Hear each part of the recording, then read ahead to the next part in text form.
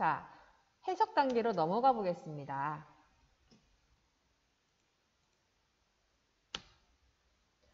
자, 해석 단계로 넘어가 보면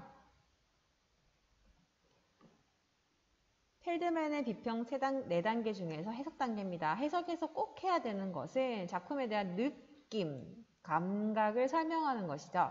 미술사적인 맥락의 자료가 포함되면 좋습니다. 미술사라는 것은 조선시대 18세기를 여기다가 넣으라는 거예요. 알겠죠? 그리고 김득신이라는 사람에 대해서도 쓰라는 거예요. 알겠죠? 그리고 간송미술과는 나중에 뭐 사실 해석적인 거고, 이거는 사실 이 그림과 직접적인 관계는 없지만, 간송미술과는 우리나라 작품이 많이 여기 보관되어 있고요. 다른 나라 작품은 거의 보관되어 있지 않지만 우리나라에서도 굉장히 유명한 작품만을 보관하는 곳이에요. 사실 그거가 중요한 게 아니고, 여기서는 김득신과 조선시대라는 시대와 작가를 포함시켜야 되는 게 이 해석 단계에서 이루어지는 거예요. 자, 예시 질문 보겠습니다. 작가가 의미하고자 하는 내용은 무엇일까? 각 대상이 의미하는 것은 무엇일까? 작가가 의미하고자 하는 내용, 각 대상이 의미하는 것은 무엇일까? 이제는 의미를 찾는 거예요. 의미 한번 찾아볼게요. 자, 이 작품은 한눈에 보기에도 역동적인 느낌을 준다. 아까는 동세를 갖고 있다라고 말했죠. 분석 단계에서. 그런데 이 분석 단계에서 이제 역동적인 느낌을 줍니다. 조금 다르다고 할 수 있어요. 그죠? 그리고 이는 작가가 한낮에 고양이가 병아리를 훔쳐가는 모습과 이를 쫓는 주인 남자의 모습을 생동감 있게 표현하는 것 같다. 생각이 든다. 장면에 대한 해석을 하는 거예요. 얘가 지금 건방대로 고양이를 쫓는 거야. 새를 잡는 게 아니죠. 고양이를 괴롭히는 건데 왜 괴롭히냐? 내가 가지고 있는 애들을, 이 병아리를 괴롭히고 있는 놈이다. 이걸 떨어뜨렸다. 굉장히 역동적이다. 생동감 있게 표현된 것 같다. 됐죠? 또한 남자의 머리에서 벗겨진 듯 보이는 망검. 입에 물고 있을 법한 담배로 고양이를 쫓는 모습은 그가 얼마나 급박했는지 보여준다. 왜? 몸은 여기에 지금 못 나오고 있어요. 아직 허체가 무거워요. 나이 들어갖고. 근데 팔은 나와서 때리려고 하는 거예요. 엄청 급했던 거예요. 신발도 신발도 안 신었죠? 엄청 급했다는 텐마루에서 튀어나온 거예요.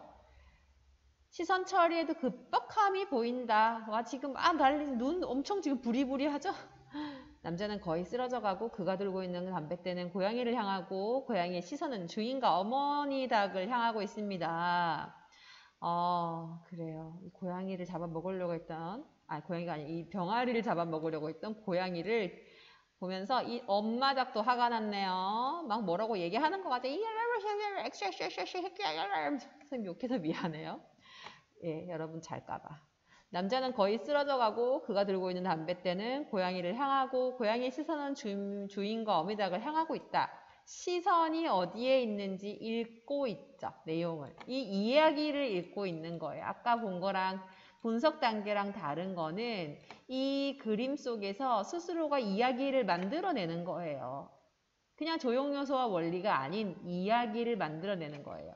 그래서 이야기 여기까지 만들어줬죠. 그런 한가운데서도 남자의 부인으로 보이는 여자는 놀란 가운데 평소 근심했던 남자는 쓰러져 있는 것을 보고 웃음을 참고 있는 거야. 평소에 근엄했던 남편이 저러고 있으니까 이 표정 봐봐요. 어디가 있어요? 이거에 가 있는 게 아니고 이 표정은 남편을 향해 있어요. 웃고 있죠? 신난 거예요. 옛날에 남자가 어떤 역할? 가부장적인 사회였는데 남편이 저러고 있는 게 너무 꼴배기가 웃긴 거죠. 하하하하 웃고 싶은데 혼날까봐 웃지 못하는 그 엄마의 여자의 모습인 거예요. 요즘엔 엄마가 더 센데. 이 밖에 어느 봄날의 한가함을 보여주는 꽃봉우리와 주택의 묘사는 화면 구성을 단단히 준다. 왜냐하면 여러분들 미술 전공에서 알겠지만 이렇게 정신산만한 것들만 있고 그 집까지 이상해 버리면 이게 정말 정신없는 그림이 되거든요. 근데 집은 이렇게 수직수평 구도로 이루어져 있는 거예요. 집은 수직수평 구도로 이루어져 있고 사람들하고 어떤 살아있는 물건들하고 사람들이 쓰던 물건들만 이렇게 난잡하지만 다른 것들은 그대로 봄날을 보여주거나 튼튼한 집의 모양을 이렇게 유지시켜주고 있는 거예요. 이 구도가 이런 의미를 담고 있다는 거죠. 그래서 이 구도 덕분에 안전한 이 아주 튼튼한 수직수평 구도 때문에 이 복잡한 사람들과 동물들의 동세가 느껴질 더 부각될 수 있다는 거죠. 자, 그래서 마지막 단계예요. 실제로 적용을 하는 단계, 판단 단계인데요. 작품의 평가, 미적 가치 판단, 개인적으로 싫고 좋고가 아닌 위에 세 가지 요소에 기초한 판단을 내리는 거예요. 조금 아까 선생님이 말한 것에서 어폐가 있는 게 그냥 좋고 나쁘고라는 거는 여러분들 쉽게 얘기한 거고요. 쉽게 설명하기 위해서 미술적 의의는 무엇인가? 이 작품의 장점과 단점은 무엇인가? 이 작품의 미술적인 양식이 어떤 우선을 갖고 있는가에 대해서 얘기한 다음에 나는 그래서 이런 부분이 좋다라고 얘기를 하는 거죠. 자, 볼게요. 여기서 아까 전에 선생님이 해석 단계의 내용이 가치 판단으로 좀 더 들어와주고 전체적으로 이게 해석이 되는 거예요. 봅시다. 자, 김득신은 조선시대 후기의 대표적인 작가다. 대표적인 파적도는 고요를 깨는 결정적인 순간을 포착한 그림으로 유명하다. 한가로운 봄날 노부부가 마루에 앉아서 일을 하고 있어요. 마당에는 암탉과 병아리 함께 모이를 쪼고 평화로운 전경이다. 그런데 갑자기 사건이 발생한다. 들고양이 한 마리가 잽싸게 병아리를 몰고 날아가는 것이다. 화들짝 놀란 영감이 반사적으로 몸을 날린다. 손에는 담뱃대가 들려있고 머리에는 쓴 망건이 날아간다. 돗자리를 짜던 틀이 마당으로 넘어진다. 마루에서 떨어지기 직전이다. 안악도 놀라서 일어섰다. 읽어주는 거예요. 가치 판단을 하기 위해서는 이 상황을 해석해주는 것이 필요해요. 일상에 포착한 급박한 상황이 유머러스하게 그려져 있다. 이 그림은 순전히 화가의 머릿속에서 창작된 것 같지는 않다. 생활 속에서 이런 광경을 직접 경험한 뒤 충분히 발효시켜 그린 것으로 보인다. 그렇지 않다면 이 정도의 실감을 얻기는 어려웠을 것이다. 더욱이 안악의 포즈를 보자. 이제 분석적인 거 나오죠. 안악의 관심사는 고양이와 병아리가 아니다. 오로지 마당으로 떨어지려는 영감님이 걱정이다. 그래서 남편이 다칠까봐 재빨리 잡으려고 한다. 애정도 나와 있지만 웃기기도 하다. 고스란히 드러난다. 남편에 대한 애정이 있고 그런 가운데서 그놈의 남편이 놀라 떨어지는 모습을 보자 입꼬리는 놀라가서 웃음을 띠고 있다. 미안. 파적도는 기몽도의 영향을 곳곳에서 관찰할 수 있다. 이건 역사적인 사건이나 그 사람의 화풍에 그리고 그 이전 이후의 작가들 그 선배, 후배들의 관계를 얘기하는 거죠. 먼저 선의 필치를 보면 굵고 생동감 있는 필치를 이용했고 현장감도 있고 파적도의 해석 부분에서 가치는 첫째, 조선시대 후기 풍속화의 명목을 이어가는 데 있고 기몽도로부터 이어진 한국적 풍경과 사실을 이어 서민화의 맥을 이어간 것이다. 둘째, 풍속화가 모두 그러하듯 시대를 읽고 그 시대의 실상화, 이게 제일 중요한 부분이죠. 풍속화의 핵심입니다. 기록을 했어요. 당시의 삶의 모습을. 파족들 내부에서 소품과 인물을 통해 일반 서민들의 생활 방식을 유추해 볼 수 있기 때문에 이 작품은 굉장히 가치가 있다. 사실은 이 판단 단계에서는 어떠냐면은 아까 전에 했던 돌아가 볼게요. 파족도의 해석 단계에서 이루어지는 것들과 분석 단계, 서술 단계에서 이루어지는 것들이 농축이 되어서 하나로 모여지는 거예요. 선생님, 저도 조금 말하면서 조금 그랬는데 해석 단계에서요, 선생님, 왜 미술사적인 내용 안 들어갔어요? 여기 안 나와 있네요. 여기다가 넣어도 돼요. 뭐라고 넣냐면은 이 그림은 파족도로서 19세기 김득신이 18세기에 그린 풍속하다. 이 정도 들어가도 돼요. 풍속하다.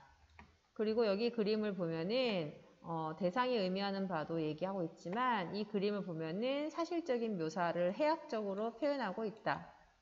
해학적이라는 거, 웃기다는 거. 당시의 생활상을 표현하고 있다. 그죠? 이게 바로 생활상이죠. 이 당시에는 이렇게 살았다는 거예요. 뭐가? 고양이가 먹을 게 없어서 이런 병아리를 잡아먹는 거죠. 그리고 남편은 뭐예요? 가부장적이었고 그리고 곰방대를 물고 있었고 이런 생활했죠. 이런 거 뭐 제트를 짜고 있었고 이런 생활상을 보여주고 그리고 어떤 미술사적인 부분에서도 풍속화라는 그림을 그렸다는 거. 그 김득신이라는 사람은 풍속화의 대가였다는 거. 이 정도는 여기다가 써도 괜찮은 거예요. 그런 다음에 판단 단계에서 이것들을 다 서술부터 분석부터 해석부터 했던 것들을 싹 다 적어준 다음에 마지막에 이 가치를 적어주는 게 판단해서 해야 될 내용이에요. 이것들은 사실은 아까 전에 그 단계에서 만들어졌던 분석, 서술, 분석, 해석 단계에서 이루어진 것들이라면 이 밑에 단계는 그것들을 가지고 가치를 판단하는 단계예요. 이 미술사적인 기몽도의 영향 썼지만 가치를 마지막에 정리해 주는 것이 가치 판단, 즉 판단 단계에서 일어나는 일입니다. 그리고 여기서 제일 중요한 부분은 아까도 말했지만 여기 보시면 그 시대의 생활상을 담고 있는 기록적인 점이 굉장히 중요하다. 서민을 위한 그림이었다. 당시의 한국적인 풍경과 사실정을 이어갔다. 그래서 당시에 서민의 생활 방식을 유추해 볼 수 있다. 이게 굉장히 중요하다. 뭐가? 풍속화가. 그 얘기를 하고자 하는 거예요. 그래서 여러분들이 해야 될 일이 있습니다. 여러분들이 해야 될 일은 선생님 자꾸 숙제를 많이 내주는 것 같은데요. 사실 인터넷에 보면은 여러분들이 생각하는 것보다 굉장히 많은 정보들이 있죠.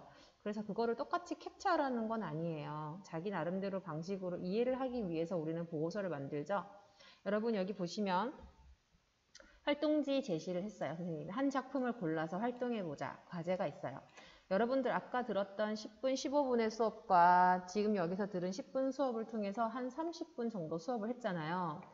선생님 여러분들 검색하는 거 굉장히 미안하게 여기지만 그래도 한번 같이 해봤으면 좋겠어요. 여러분들이 중요하게 이해하고 기억해야 될 작품만 내놨거든요. 다음 미술사 시간에 공부할 초현실주의 작품도 내놨고요.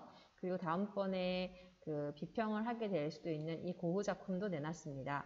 그리고 인상주의에서 가장 유명한 시초를 열었다고 하는 마네의 작품도 선생님이 갖고 왔어요. 그리고 상징주의에서 가장 중요한 뭉크의 작품도 갖고 왔습니다. 그리고 초현실주의에서 가장 유명한 달리의 작품, 그리고 인상주의, 그것도 후기 인상주의, 작가 개성을 중요하게 생각했던 후기 인상주의의 가장 큰 거목이었던 고흐의 작품도 선생님이 여기 갖다 놨습니다. 여러분들 이때까지 했던 미술사 시간 선생님 말고 다른 중학교 때 선생님, 고등학교 1학년, 고등학교 2학년 때 선생님들도 이것에 대해서 많은 말을 했을 거예요. 하지만 마지막 미술, 고3 미술에서 꼭 해봐야 할 작품들로 선생님이 참 나름대로 열심히 선정을 했어요. 그래서 이 작품 4가지 중에 한 작품은 꼭 공부를 하기 위해서라도 여러분들이 검색하고 보고서를 쓰는 과정이 중요하다고 생각합니다. 그래서 이 작품들을 골라서 펠드먼, 아까 배웠던 펠드먼의 4단계를 적용해 보세요. 펠드먼의 비평 단계를 가지고 이 4가지의 작품을 공부를 해보는 시간을 가졌으면 좋겠습니다. 그래서 오늘의 과제는 이거를 작성한 다음 펠드먼의 비평을 작성하고 그것을 숙제로 여러분들 네이버 오피스로 제출하는 것이 오늘의 과제입니다. 그래서 왜냐하면 수요일 날은 선거날이기 때문에 수업이 없어요. 그래서 선생님이 그 수업을 대체할 수 있는 것으로 숙제를 내는 거니까 열심히 한번 해보기를 바랍니다. 여기까지 미술 선생님 노지현이었습니다. 감사합니다.